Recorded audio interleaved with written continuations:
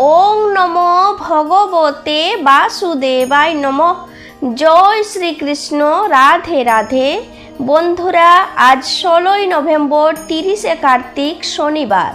অনেক বাড়িতেই আজ হয়তো কার্তিক পূজা সম্পন্ন হচ্ছে, কারণ আজ কার্তিক সংক্রান্তি, কার্তিক মাসের সর্বশেষ দিন। অনেকেই হয়তো কার্তিক পূজা না করলেও আজকের দিনে ভগবানের উদ্দেশ্যে আকাশ দীপদান করছেন। বন্ধুরা, এই দামোদর মাস কার্তিক মাসের সর্বশেষ দিন কার্তিক সংক্রান্তির দিনে যদি কার্তিক সংক্রান্তির ব্রত কথাটি শ্রবণ করে ভগবানের উদ্দেশ্যে একটি প্রদীপ নিবেদন করা যায়, তাহলে সমগ্র কার্তিক মাসের পূর্ণ ফল লাভ করা যায়।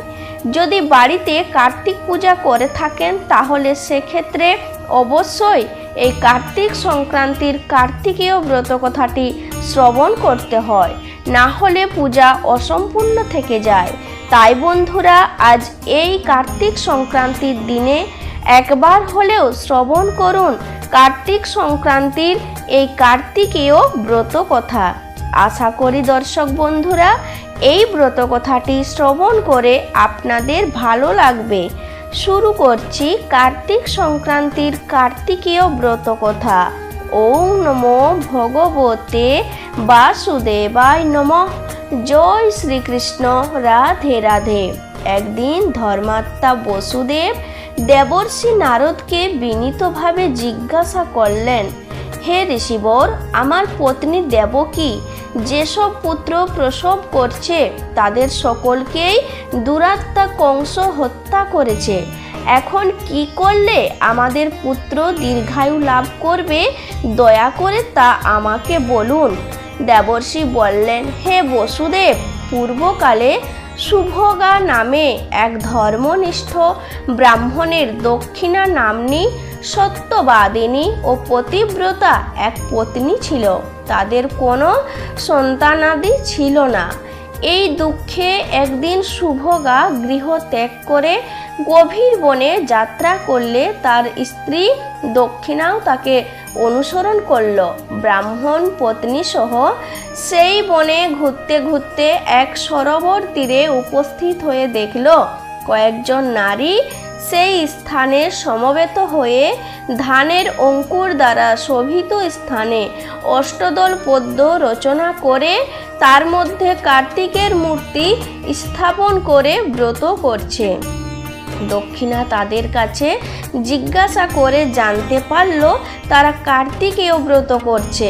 তখন সেই নারীদের কাছে দক্ষিণা জানতে চাইল যে এই ব্রত করলে কি ফল হয়।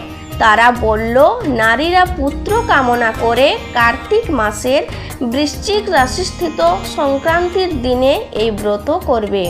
ধানের অঙ্কুরে শোভিত স্থানে অষ্টদল পদ্ম রচনা করে তার মধ্যে সামর্থ্য অনুযায়ী সোনার, রূপোর, তামার বা মাটির কার্তিকেয় মূর্তি স্থাপন করে মূর্তির সামনে ঘট স্থাপন করবে।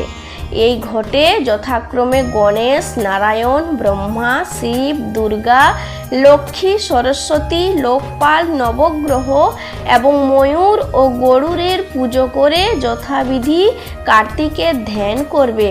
তারপর কার্তিকের ষোড়শোপচারে পুজো করে লোহার তৈরি খড়গ প্রদান করবে। এইভাবে প্রহরে প্রহরে স্নানাদি পুজো করে ব্রত কথা শুনবে। কার্তিকের পুজো সন্ধ্যার সময় আরম্ভ করে পরের দিন প্রভাতকালে মূর্তি বিসর্জন করতে হয়। এইভাবে 4 বছর পুজো করার পর উদযাপন করতে হয়।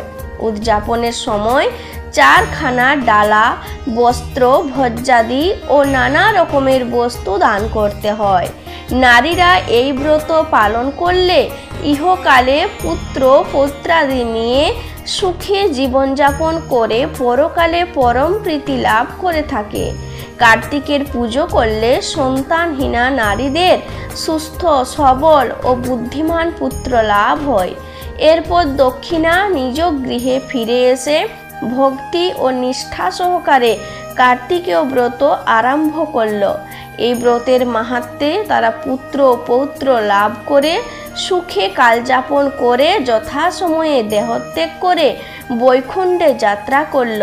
এরপর দেবর্ষি নারদ পুত্রহারা বসুদেবকে উপদেশ দিলেন, হে পুণ্যাত্মা বসুদেব, তোমরা স্বামী স্ত্রী উভয়ে মিলে কার্তিকেয় ব্রত আচরণ করো, তাহলে পরবর্তী যে পুত্র সন্তান জন্মগ্রহণ করবেন তিনি দীর্ঘায়ু লাভ করে ত্রিজগতের অশেষ কল্যাণ সাধন করবেন।